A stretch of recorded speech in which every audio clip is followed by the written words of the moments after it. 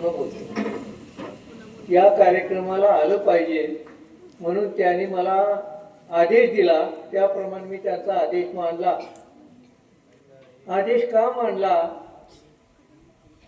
तर ह्या शाळेचा जीव फार लहान आहे, पण ह्या शाळेचा मुख्याध्यापक फार महान आहे.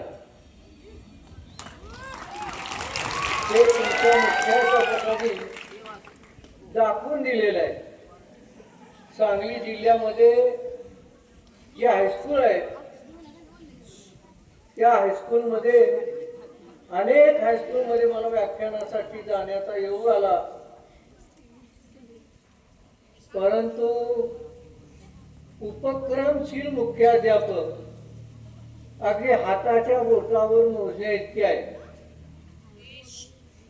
म्हणून या शाळेच्या प्रांगणामध्ये वाळलेलं गवत कितीही वाढलेलं असलं तरी सुद्धा या शाळेमधनं मी या शाळेची पाहणी केली, या शाळेचं रांगोळी प्रदर्शन पाहिलं, विद्यार्थ्यांनी कौशल्य आधारित केलेले उपक्रम पाहिले आणि माझ्या असं लक्षात आलं की आंधळीसारखं छोटं गाव हे महाराष्ट्राला भविष्याच्या काळात अनेक शास्त्रज्ञ, तंत्रज्ञ, विचारवंत पुरले एवढं महान कार्य या शाळेमध्ये चाललेलं आहे.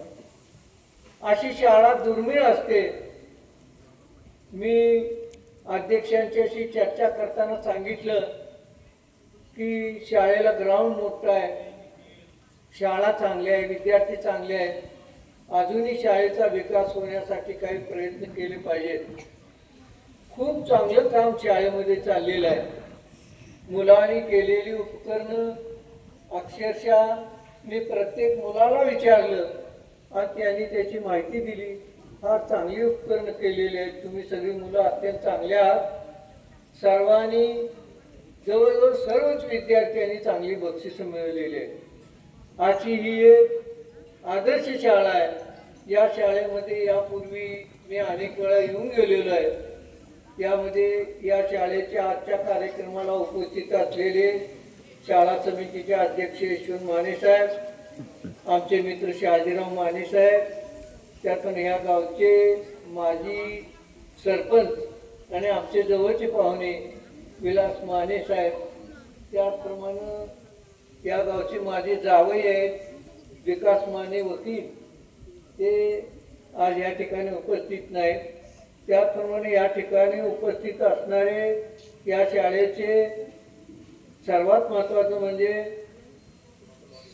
समीक्षक ओवाळ, काय नाव ओवाळांचं नाव काय, तुकाराम ओवाळ यांच्या नावानं या ठिकाणी दिले प्रेरणा पुरस्कार त्यांच्या बंधूंनी स्वीकारला. ते बंधू Mane sir, Gaikwad sir, Gurav sir, Kamble sir, सर्व आपण विद्यार्थी आणि इतर बंधू भगिनी, तुम्हाला मी फक्त हे बोललो का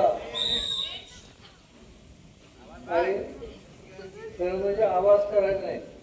तर मुलांनो, तुम्ही अतिशय चांगली मुलं. मी या शाळेमध्ये आज पहिल्यांदा आलेलो नाही. यापूर्वी मी 3 वेळा आलो या आणि तुमच्या पुढं तासभर व्याख्यानं दिलेले. तर मी मुख्याध्यापक साहेबांना विनंती करतो की मला दुसऱ्या कार्यक्रमाला जायचं आहे. पुन्हा पुढच्या वर्षाच्या काळात मी या शाळेमध्ये आवर्जून येईन, तुम्हा सर्वांशी गप्पा मारेन. तुम्ही ज्या विद्यार्थ्यांनी पारितोषिकं मिळवली त्यांना मी या प्रसंगी शुभेच्छा देतो आणि ज्यांनी मिळवली नाही, नुसत्या टाळ्या वाजवल्या, त्यांनाही सांगतो की पुढच्या वर्षी तुम्ही बक्षिसं स्वीकारण्यासाठी या ठिकाणी या शुभेच्छा देऊन मी माझं भाषण थांबवतो.